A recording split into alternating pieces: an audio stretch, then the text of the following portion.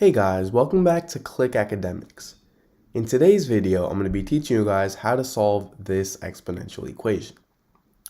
So we have 10 to the power of 3 minus x equals 1.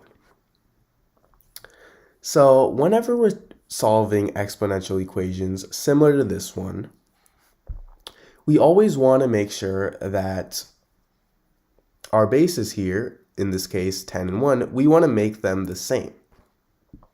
Because let's just say I have a to the power of x, and this is equal to a to the power of y.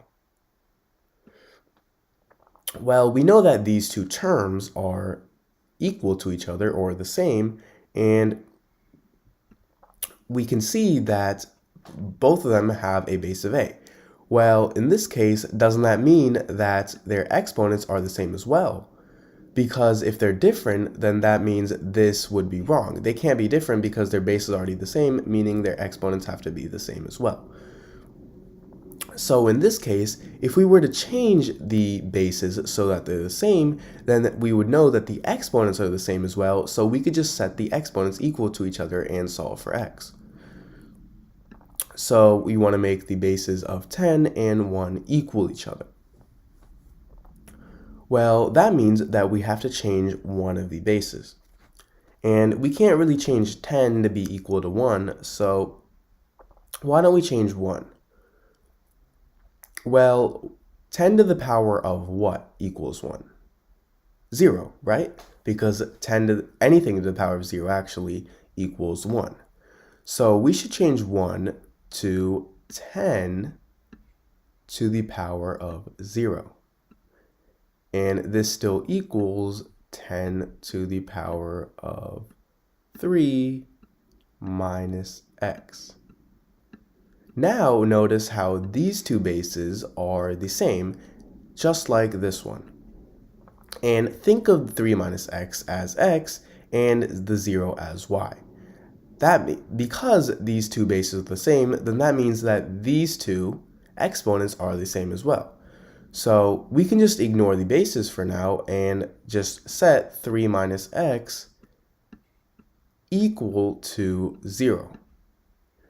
And now, as you can see, we've created a simple equation using our method.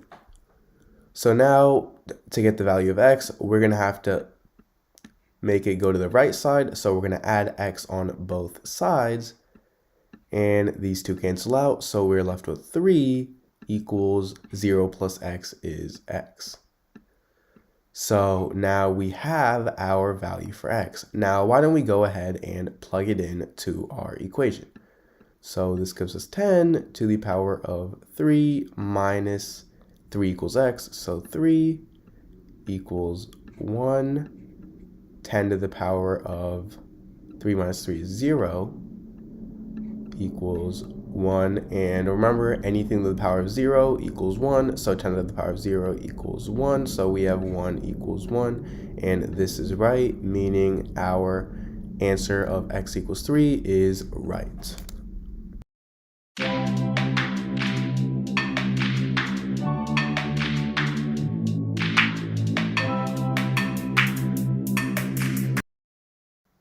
Hey guys, welcome back to Click Academics.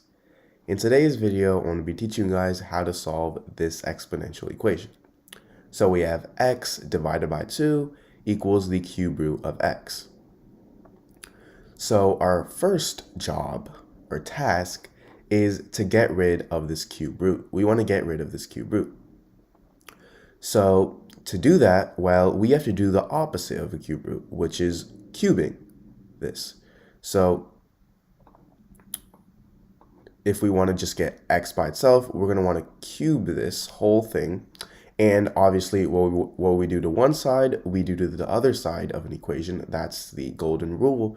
So we're going to do that to this side as well.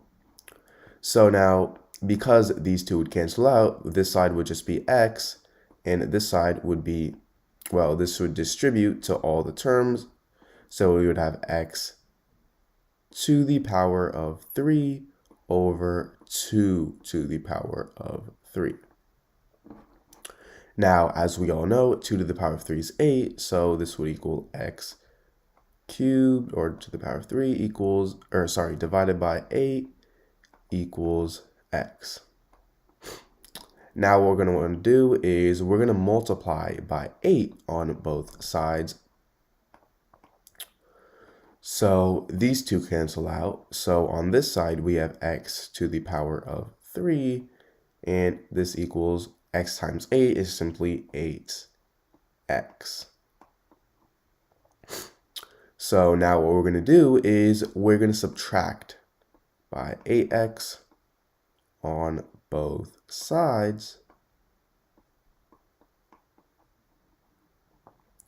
So this would give us x to the power of 3 minus 8x equals 0.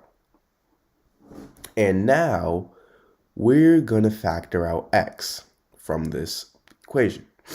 So if we factor out x, we get x squared minus 8. We get x times x squared minus 8 equals 0. And this actually gives us two equations. We have either x equals 0 and x squared minus 8 equals 0. And this is actually already a solution. There's no simplifying or anything. This is already a solution. So now we have to find the value of x in this equation. So x squared minus 8 equals 0. Well, we're going to add 8 on both sides to get 8 on the right-hand side. So this would give us x squared equals 8.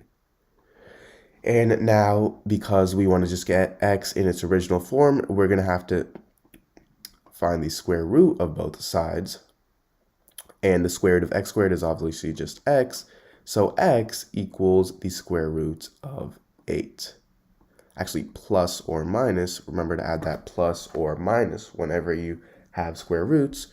So this actually equals plus or minus 2.828.